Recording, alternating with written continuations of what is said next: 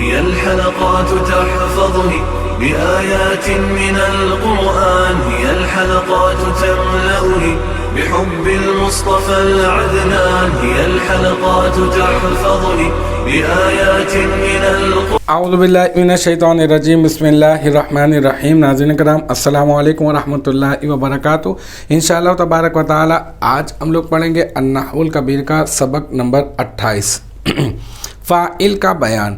اب تک جو ہے وہ اس سلسلے میں ہم لوگ تقریباً 4 ویڈیوز جو ہے وہ بنا چکے ہیں۔ یہ جو ہے ہمارا ہوگا پارٹ نمبر 5۔ اب تک جو ہے وہ فاعل کی تعریف، فاعل کی جو ہے وہ مثالیں اور فاعل کے اعراب اور پھر فاعل کی اقسام اور فاعل کی 3 قسمیں ہیں، وہ الحمدللہ ہم لوگ جو ہے وہ پڑھ چکے ہیں۔ اور آج کیا کرنے والے ہیں، ہم یہ یاد رکھیں کہ میں نے آپ کو لاسٹ جو کلاس تھی ہماری، اس میں میں نے آپ کو یہ بتایا تھا کہ آج کی کلاس میں ہم لوگ پڑھیں گے کہ فعل کو کب مذکر لانا واجب ہے اور فعل کو کب مؤنث ذکر کرنا جو ہے وہ واجب ہوگا، اور کب جو ہے وہ فعل کو مذکر اور مؤنث دونوں طرح جو ہے وہ لانا جائز ہو سکتا ہے۔ تو آج ہم نے اس کی جو ہے وہ فعل کی فاعل کے ساتھ تذکیر و تانیث میں مطابقت و عدم مطابقت کا بیان یہ ہم نے پڑھنا ہے۔ اس کا مطلب میں آپ کو بتا دیتا ہوں، فعل کی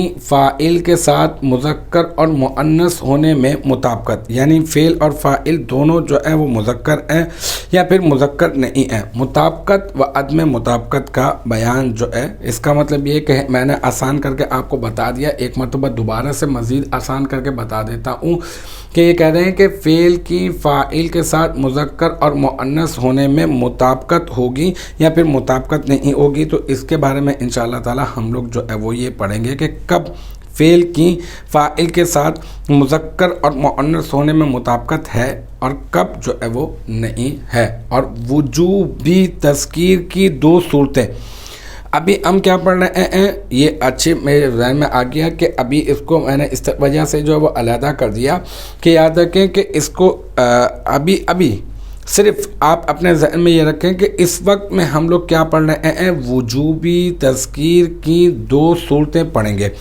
وجوبی تذکیر کی 2 صورتیں کا مطلب کیا؟ مطلب یہ کہ وہ 2 صورتیں کہ جن 2 صورتوں میں فعل کو مذکر لانا واجب ہے، وہ 2 صورتیں کہ جن 2 صورتوں میں فعل کو مذکر لانا واجب ہے۔ چلیں بھائی دیکھتے ہیں وہ کون سی 2 صورتیں ہیں۔ اس سے پہلے کہ ہم لوگ دیکھ لیں تو میں آپ کو فعل کی فاعل کے ساتھ مطابقت، تذکیر و تانیث میں مطابقت و عدم مطابقت کا بیان کے متعلق میں آپ کو یہ بتا دوں کہ ہم نے اس کی 3 جو ہے وہ صورتیں بنا دی ہیں۔ ایک تو یہ کہ فاعل کو مذکر لانا واجب ہوگا، دوسرا یہ کہ فعل کو مذکر لانا واجب ہوگا، فعل کو مؤنث لانا واجب ہوگا، اور پھر تیسری صورت کیا ہے، فعل کو مذکر اور مؤنث دونوں لانا کیا جائز ہوگا۔ آپ چاہیں تو مذکر ذکر کر دیں اور آپ چاہیں تو کیا ہے مؤنث جو ہے وہ ذکر کر دیں۔ ابھی جو ہم پڑھ رہے ہیں وہ پہلی صورت پڑھ رہے ہیں فعل کو مذکر لانے کی، یعنی فعل کو مذکر لانے کی صورتیں پڑھ رہے ہیں کہ جب فعل کو مذکر لانا واجب ہوگا۔ فعل کو مذکر لانا واجب 2 صورتوں میں ہوتا ہے، اور وجوبی فعل کو مذکر لانے کی 2 وجوبی صورتیں جو ہے وہ ہم لوگ پڑھ رہے ہیں۔ میں اتنا زور اس وجہ سے دے رہا ہوں کہ ہم لوگ پڑھ لیں گے پھر آپ سوچیں گے کہ ہم نے کیا پڑھا کیا، تو میں آپ کو بتا رہا ہوں کہ ہم نے کیا پڑھا، کیونکہ اگلی والی جو کلاس پڑھیں گے اس میں بھی کچھ اسی طرح کی ملی جلی باتیں ہو رہی ہوں گی، تو آپ جو ہے وہ اس کو کیٹیگرائز کرنے میں آپ کو تھوڑا سا پرابلم ہوگا۔ تو آپ پہلے گراؤنڈ بنا لیں اور پھر اس کے بعد ایزیلی جو ہے وہ اس کو آپ کیٹیگرائز کر سکتے ہیں۔ آگے چلتے ہیں جناب، دیکھتے ہیں کہ وجوبی تذکیر کی 2 صورتیں ہم لوگ پڑھ رہے ہیں۔ ابھی جو ہے وہ میں آپ کو بتا رہا ہوں کہ فعل کو مذکر لانے کی پہلی وجوبی صورت، یعنی وہ کہ فعل کو مذکر لانا جب واجب ہوگا، اس کی پہلی صورت ہم لوگ پڑھ رہے ہیں۔ یہ کہہ رہے ہیں کہ جب فاعل مذکر ہو، جب فعل کو آپ نے مذکر ذکر کرنا ہوگا اور جب فاعل مذکر ہے، فاعل مذکر ہے، اب چاہے وہ فاعل لفظاً مذکر ہو، لفظی طور پہ مذکر ہو، چاہے مانوی طور پہ مذکر ہو۔ اب آپ کہیں گے بھائی یہ مانوی طور پہ مذکر کیا ہوتا ہے؟ میں نے آپ کو بتایا تھا جب ہم نے مؤنث اور مذکر پڑھا تھا تو میں نے آپ کو یہ بتایا تھا کہ کچھ الفاظ ایسے ہوتے ہیں جو مذکر ہوتے ہیں، مذکر کے لیے استعمال کیے جاتے ہیں، لیکن ان میں علامت تانیث جو ہے وہ پائی جاتی ہے۔ جیسے کہ مثال کے طور پہ طلحتو لے لیں آپ، حمزتو لے لیں۔ اب یہ جو حمزتو ہے بھائی بتائیں نا آپ، یہ مذکر ہے نا بھائی، ہم یہ کہتے ہیں نا حمزہ آیا ہے نا، حمزہ گیا، تو یہ مذکر ہے، مذکر کے لیے استعمال کرتے ہیں، لیکن اس میں علامت تانیث تو موجود ہے، تو اسی وجہ سے ہم لوگ اس کو کہتے ہیں کہ یہ معنوی طور پہ معنن جو ہے وہ مؤنث ہے، معنن جو ہے وہ مذکر ہے، سوری معنن جو ہے وہ مذکر ہے، لیکن علامت کے اعتبار سے جو ہے وہ کیا نظر آ رہا ہے؟ وہ نظر آ رہا ہے مؤنث، ٹھیک ہے۔ تو اب یہاں پر ہم یہ کہیں گے کہ یہ کہہ رہے ہیں کہ فعل کو مذکر لانے کی پہلی وجوبی صورت یہ ہوگی کہ جب فاعل مذکر ہوگا تو فعل بھی مذکر ہوگا اور اس کو مذکر لانا واجب ہوگا، اور یہ عام ہے کہ جو فاعل ہے وہ مذکر مانوی ہو، مانوی اعتبار سے معنن مذکر ہو، یا پھر یہ کہ جو ہے وہ لفظاً مذکر ہو، یہ عام ہے، اس کی کوئی قید نہیں ہے، لیکن اگر وہ مذکر ہے تو پھر فعل کو مذکر ہی لانا ہوگا، ٹھیک ہے، کلیئر یہ والی صورت۔ اب یہاں پر دو باتیں کی، ایک لفظاً اور ایک معنن، تو میں آپ کو دونوں کی مثال دے دیتا ہوں۔ یہ جو موجود ہے ابھی اس وقت اسکرین کے اوپر، یہ ہے لفظاً مذکر لانے کی، جو لفظاً مذکر ہوگا فاعل ہے نا، تو میں نے کہا نا لفظاً ہو یا معنن ہو، فاعل اگر مذکر ہوگا تو فعل کو مذکر لانا، تو میں آپ کو لفظاً اور معنن دونوں کی میں آپ کو مثال دے رہا ہوں۔ دیکھیں یہاں پر آپ دیکھیں، ینجح المجتہد، ینجح المجتہد، یہ کیا ہے؟ مجتہد فاعل ہے۔ اچھا یہ بتائیں کہ یہ جو فاعل ہے یہ مذکر ہے یا مؤنث؟ آپ کہیں گے مذکر۔ میں کہوں گا یہ مذکر کیوں ہے مذکر؟ آپ کہیں گے اس میں مؤنث کی کوئی علامت نہیں ہے۔ میں یہ کہوں گا کہ اچھا یہ مذکر مانوی ہے یا پھر لفظی طور پہ مذکر ہے؟ تو آپ کہیں گے یہ لفظی طور پہ مذکر ہے، اس میں تو مؤنث کی کوئی علامت نہیں ہے اور یہ مؤنث کے لیے استعمال بھی نہیں کیا جاتا، تو یہ المجتہد یہ مذکر ہے، تو لہٰذا ینجح فعل بھی مذکر ہی لے کر آئے۔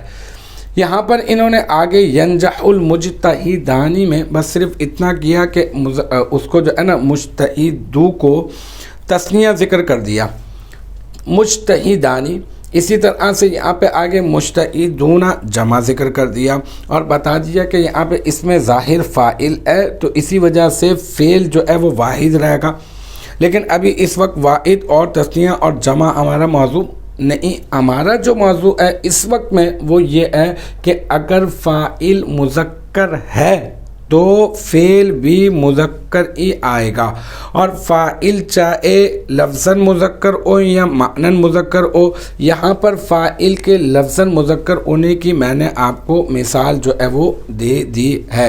نیچے تھوڑا سا میں نے لکھ بھی دیا ہے کہ یہاں اس مثال میں آپ دیکھ سکتے ہیں کہ فاعل مذکر ہے، فاعل کون ہے؟ المجتہد، بس اسی لیے فعل بھی مذکر ہے اور فعل کو مذکر لانا واجب ہے۔ اب مانوی بھی آپ سن لیجئے، دیکھ لیجئے، دیکھیں جاء حمزۃ، جاء حمزتانی، جاء حمزتون، اب دیکھیں جاء فعل ہے اور یہ فعل مذکر ہے، واحد مذکر ہے، اور اس یہاں پر فعل کو مذکر لانا واجب ہے۔ آپ کہیں گے کیوں؟ میں کہوں گا کیونکہ اس کا فاعل بھی تو مذکر ہے۔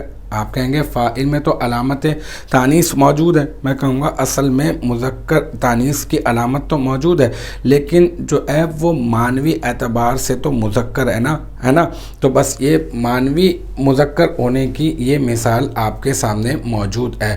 یہاں پر دیکھیں حمزۃ فعل ہے اور پیچھے فاعل، حمزۃ فاعل ہے اور پیچھے جو ہے وہ فعل کو بھی مذکر ذکر کیا گیا ہے۔ اسی طرح سے جاء حمزتانی یہ تثنیہ کی کی مثال لے لیں آپ، اور جاء حمزتنا یہ آپ جو ہے وہ جمع کی مثال لے لیں. تو یہاں اس مثال میں آپ دیکھ سکتے ہیں کہ فاعل مذکر ہے، بس اسی لیے فعل بھی کیا ہے، مذکر ہے. اب میں آپ کو فعل کو مذکر لانے کی دوسری وجوبی صورت بتا رہا ہوں. یہ پہلی صورت کے دو اس سے بتائے کہ جب فاعل لفظی طور پہ مذکر ہو یا پھر لفظی معنوی طور پہ مذکر ہو، جب فعل کو مذکر لے کر آئیں گے. اب میں آپ کو فعل کو مذکر لانے کی دوسری وجوبی صورت بتا رہا ہوں. یہ کہہ رہے ہیں کہ فعل کو اس وقت آپ کو مذکر لے کر آنا ہوگا کہ جب فاعل مؤنث و مظہر ہو. اچھا، مؤنث ہو و مظہر ہو، کیا مطلب؟ مؤنث کا مطلب تو یہ کہ مؤنث ہو، ہے نا، تانیث والا او، علامت تانیث اس میں کوئی پائی جا رہی ہو اور وہ مؤنث کے لیے ہی جو ہے وہ بولا جاتا ہو. اور مظہر کا مطلب کیا ہے؟ مظہر کا مطلب یہ ہے، ابھی تو پڑھی ہیں 3 قسمیں، کہ وہ اس میں ظاہر ہو، ضمیر نہیں، اور مطلب اول بھی نہ ہو بلکہ وہ اس میں ظاہر جو ہے وہ فاعل جو ہے وہ بن رہا ہو. تو جب فاعل مؤنث و مظہر ہو اس وقت میں فعل کو مذکر لے کر آئیں گے. صرف اتنا نہیں بلکہ پوری عبارت آپ پڑھ لیں اور پھر آپ نتیجہ نکالیں. کہہ رہے ہیں کہ جب فاعل مؤنث و مظہر ہو لیکن فعل اور فاعل کے درمیان، فعل اور فاعل کے درمیان کس کا فاصلہ ہو؟ الا. الا ایک حرف استثناء ہے نا، تو الا کا فاصلہ آ جائے. جیسے ما قام الا فاطمۃ، دیکھیں یہاں پہ فاطمۃ ہے فاعل، اور یہ جو فاطمۃ ہے نا یہ مؤنث ہے. بھائی اس میں تو کوئی اختلاف نہیں ہے نا، فاطمۃ مؤنث ہے، ٹھیک ہے. یہ فاطمۃ اور پھر علامت تانیث بھی تو موجود ہے یہاں پر. اچھا، یہ جو فاطمۃ ہے یہ اس میں ظاہر ہے، تو بس اسی کا نام ہے فاعل مؤنث مظہر، ٹھیک ہے. اور یہاں پر قامہ جو ہے وہ فعل ہے، اور قامہ فعل کو مذکر لے کر آئے. بتائیں کیوں؟ کیونکہ جب فاعل مؤنث و مظہر ہو اور فعل اور فاعل کے درمیان الا کا فاصلہ آ جائے گا تو فعل کو مذکر لانا واجب ہوگا. تو فعل کو مذکر لانے کی مطلب فعل کو مذکر لانے کی 2 وجوبی صورتیں جو ہے وہ میں نے آپ کو ذکر کر دی ہیں، اور مجھے امید ہے کہ یہاں تک کی جو بات ہے وہ آپ کی سمجھ میں آ گئی ہوگی. انشاءاللہ تبارک و تعالی نیکسٹ ٹائم اگلی ویڈیو اگلی کلاس کے ساتھ ملاقات ہوگی. جب تک آپ اپنا بہت خیال رکھیے گا. وآخر دعوانا ان الحمدللہ رب العالمین.